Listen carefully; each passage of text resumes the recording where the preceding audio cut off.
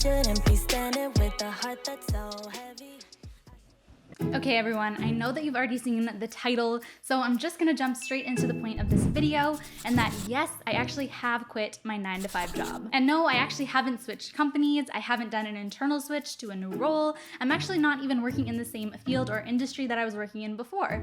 Instead, I'm actually now self-employed. And Dennis is actually self-employed now too, but this video is all about me today, and he'll have another one going up in just a few days after this to explain his side of the story. So let's start off with giving a quick recap on me and what the job was that I was doing before what I'm doing now. After I graduated, I moved here to Toronto where I am right now. I worked at a small recruitment firm for about 7 months or so until I switched to PwC. And yes, I can officially now say that I'm not working anymore, that I was working at PwC, which is a Big Four firm here in Toronto at the end of that year into a human capital team. I worked there for about 3 years. I started as an associate, got promoted to a senior associate. I also started off on a strategy and operations team, and I switched into a people analytics and workforce planning team during my time there. But at the same time that all of that was happening in my professional life, Dennis and I were also starting to grow this YouTube channel, which is what you're watching right now. Now, something I do want to cut in and say here right at the beginning of this video is that both Dennis and I are definitely taking a big pay cut to actually go and do this and be self-employed right now. It's definitely not at the point that we're making in terms of salary from our previous jobs. Now, I actually quit back on July 5th of this past year, so I think it's pretty much been about 3 months to the day of the release of this video when it's going live,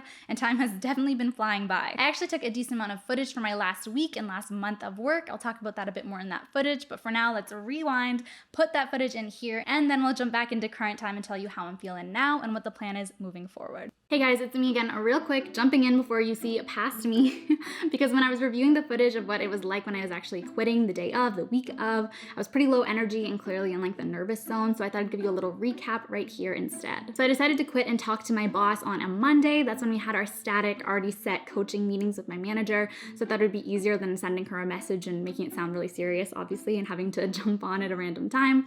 So I did it during our coaching call. My plan was to do it at the beginning of the call. Dennis even moved a call that he had at the same time so I could do it in peace without competing voices over the phone.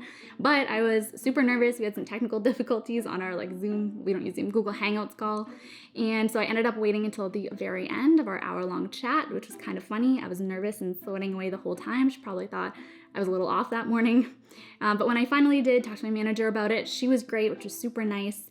She already knew about our YouTube channel, so that helped. It wasn't like explaining a whole concept to her. She got what I was doing. Like I said, I was super nervous the day of. I actually found it a lot harder. I've quit past jobs before, but always because I had another job lined up, and that was why, in a strict timeline. But in this case, it was kind of weirder saying that I was quitting to work for myself because the timeline's obviously more flexible that way.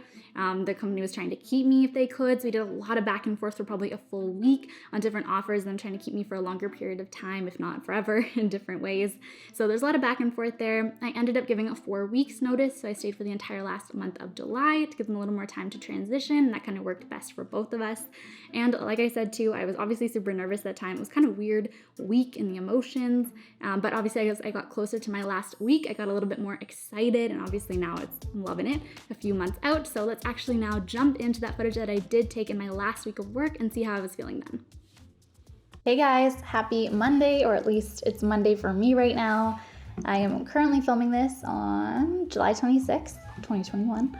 And yeah, I wanted to pick up the camera and film some stuff this week because it is officially my last week of work. I'll take you with me through the week and show you what this last week of work looks like. But overall, it's definitely exciting, finally hitting me that I'm leaving. So you'll get to see it all. Hey guys, it's now Tuesday, second day of my last week of work. I think I have one meeting today, it might get canceled. And then tomorrow I have one meeting, and Thursday I have one meeting. So really slowly dripping into the last ones. But the reason I'm popping in right now this morning is because I'm actually about to go leave to get a massage. I've been getting a few massages to use up my benefits before I do leave. We did a few things, went to the dentist, the eye doctor, massages. But yeah, so my last day is in 3 days, so getting one now so I can expense it before my benefits close off. Hey guys, back with another check-in. It's now the next day. It is Wednesday, July 28th. It was pretty busy, so I had a 9 a.m. meeting, one of my final meetings of the week, the last big one that I have that's not with my immediate team. I had a virtual chat with my old team members. Again, I think I mentioned even earlier in this video, but at my same company, I used to work on a different team, so I caught up with them to say goodbye. And then I had an in-person coaching lunch with my coach and a few other colleagues too. Good morning, everyone. It's now Thursday, July 29th, and for me, my last day of work before I leave. It's about 9 a.m. right now, just had breakfast. Obviously haven't gotten too ready yet, but like first thing of the morning is my exit interview, so I'll try and show you a bit more of that and let you know how it goes after. I've never had a proper exit interview before, so I'm kind of excited to have one and see what it's like and let you all know. I felt a little more nervous last night and this morning. I woke up pretty early thinking about it, but I think it's just the feeling has finally hit me that it's my last day, potentially ever, of working, well, in the field I went to school for, in the corporate side of things, and I'll dissect more about my thoughts on that another time too, but it definitely feels interesting today knowing I have about like 6 more hours left before my laptop's in the box and getting shipped off, so I will take you through it, of course, and right now I'm just gonna go get ready and prep for the exit interview, and drink my coffee. I'll see you there.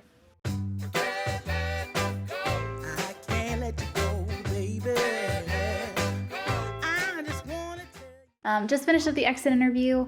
It was good, it was quick, it was just over 15 minutes. It was with 2 people from our core HR team who I had never met before, which makes it interesting. We basically had a list of questions. It kind of felt like doing, not a full interview, but like a phone screen or maybe a reference check, like a quick answer the questions type of thing. Mostly around what I liked here, how the training was, the onboarding and offboarding process, what could be improved, my coaching relationships and stuff like that. Okay, I am back from my ice cream social with my team, which was also my last meeting of the day, so I'm pretty much officially done. I had my handover meeting for the project work I was doing, which is done, and then just my team get together. We chatted and ate some ice cream, which was fun. I scheduled out my final goodbye email to everyone, which is a kind of funny feeling. It's my first time doing that, and that's pretty much it for the day. So the last piece is I called FedEx earlier to pick up my monitor, my laptop, all of the office stuff that has to get returned. So I'm gonna pack that up. I'll get some footage of that for you too, and then send it off, and I'm completely done. What are you doing? Filming? Yeah, I'm filming. I am ready to pack up my laptop and ship it out. They sent that huge box, and FedEx is gonna pick it up from downstairs, which is actually very useful. I don't have to do too much, but I have to pack it up. It doesn't look like box anyway. Goodbye laptop. Okay, is this how I stick it? Okay, that's one. Okay, it's gonna be a second because I gotta unplug this. You're good if I just unplug it? Take it out. Okay, let me do this. You're right, how could they? Here it is. Look at you. How am I doing? Everything else is good up until this point. This box looks huge now with all this. Is it a peel or is it like a, or is it just sticky? Now I've got my FedEx waybill. Get where the other one was. But that's it. I am officially done. Everything's gonna be out of my possession. Yeah. We'll check back in another time with you guys for sure, but hope you liked seeing it all. Okay, so now that you're caught up on why I quit my 9-to-5 job and what my last week and kind of last month of work actually looked like, how am I feeling now and what's next for me? Overall, I feel great, but rewinding back to when I did quit, it definitely was a pretty weird experience leaving the pathway that I was pretty set on. I did like my job, at least as far as liking corporate jobs seems to go. I had some pretty good coaches along the way, and I did have a lot of autonomy in my job, which I liked as well. I also was doing pretty well performance and progression-wise. I was on the path to become a manager very soon. When I left, there was actually proposals in the works to have me get up to that level within the next 6 months or so. So it was definitely something that I was leaving behind. Now, as much as I was excited to go on to that next step in my career, become a manager, continue to change and experience different things within human capital overall, the impact of my work just wasn't there, like I said at the beginning of the video. Now, in my role, I worked with a lot of people data and a lot of D&I data, and it was a very interesting space and something that I was super excited to do on the people analytics side of things.